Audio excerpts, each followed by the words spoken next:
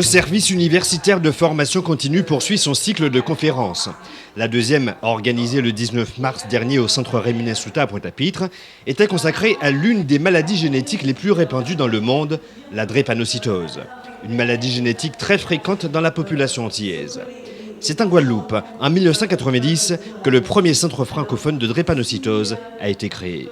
Les patients sont dépistés à la naissance, ils sont pris en charge par une équipe qui connaît parfaitement la maladie. Donc il y a une équipe au CHU de Pointe-à-Pitre, il y a une équipe au centre hospitalier de la Basse-Terre. Ce sont des personnes qui connaissent très bien cette maladie. Parce que comme c'est une maladie rare, tous les professionnels de santé ne sont pas nécessairement très formés sur la maladie. C'est pour ça que c'est très important qu'il y ait des équipes expertes. Et ça, donc en Guadeloupe, il y a des équipes de professionnels experts dans la prise en charge des malades. Les recherches sur la drépanocytose ont largement contribué à faire progresser la prévention de la maladie, ainsi que la prise en charge des patients. C'est une maladie génétique, donc il y a des transmetteurs. Et puis, il y a une équipe de recherche qui est là depuis l'origine, une équipe de l'INSERM, Université des Antilles, qui travaille sur la drépanocytose. Parce qu'au fur et à mesure que les connaissances avancent sur la maladie, on se rend compte qu'en fait, c'est une maladie qui est très complexe. C'est une maladie dont les mécanismes sont très compliqués et qui impliquent beaucoup de molécules et beaucoup de cellules. Donc la recherche joue un rôle fondamental pour améliorer la prise en charge des patients. Une meilleure prévention de la maladie au fil du temps, une prise en charge des patients qui elle aussi s'améliore, les résultats de la recherche sont encourageants.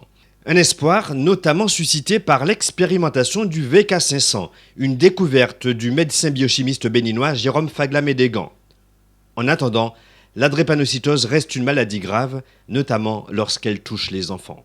C'est une maladie sanguine, génétique, chronique, et donc le patient naît avec.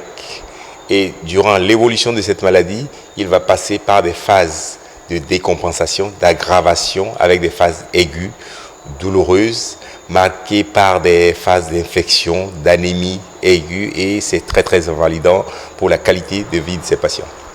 Dans ses formes les moins sévères, la drépanocytose n'empêche tout de même pas de mener une vie presque normale.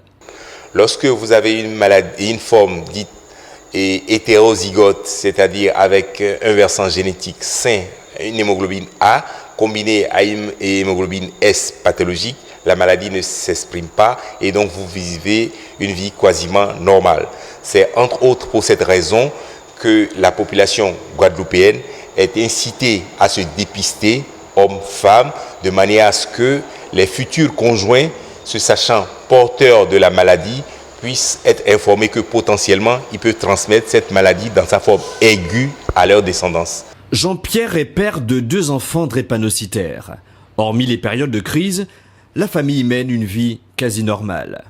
Jean-Pierre l'affirme, l'environnement aussi bien familial que scolaire de ses enfants y est pour quelque chose. Pour la famille, les professeurs, le corps enseignant, donc tout le monde effectivement connaît un peu, donc ça facilite pour le travail. On a parlé effectivement de la vie sociale, voilà, donc c'est important que tout cet ensemble puisse connaître la maladie pour mieux comprendre aussi des fois les absences, parce que comme on a des enfants petits, pour pouvoir rester avec eux à l'hôpital lors des crises, donc c'est important.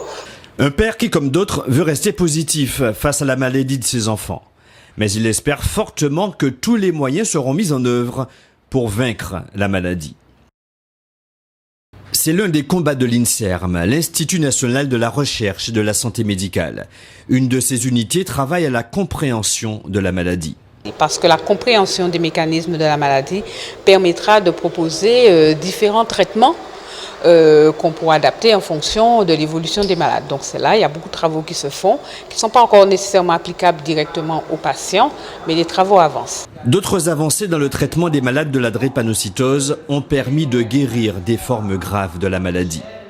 Les résultats de la greffe de moelle se sont considérablement améliorés au cours des dernières années et avec plus de 90%, 95% de résultats positifs, de succès.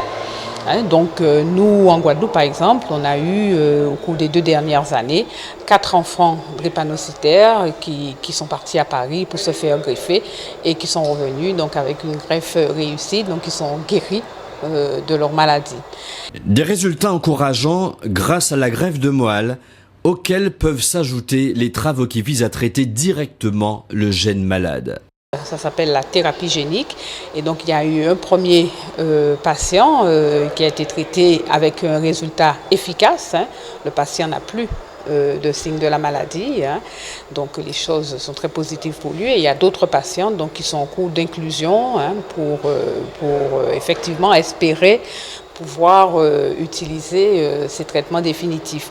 En sachant, et ça bon, je tiens quand même à le dire, ce sont des traitements qui, je pense, ne pourront pas nécessairement être appliqués à tous les patients. Ils seront vraisemblablement réservés aux formes graves de la maladie.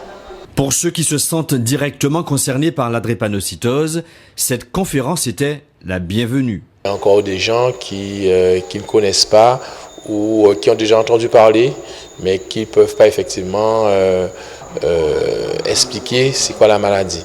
Ce n'est pas de trop, ça va en complément des autres actions qui ont déjà été menées. En organisant ces conférences grand public, le service universitaire de formation continue entend prendre toute sa part dans le travail d'information en direction du grand nombre. Nous le faisons pour les étudiants du temps libre et nous l'ouvrons volontairement en tant que service d'enseignement public universitaire au grand public. Parce qu'en réalité, ce que nous faisons, c'est dans le cadre de l'Université des Antilles.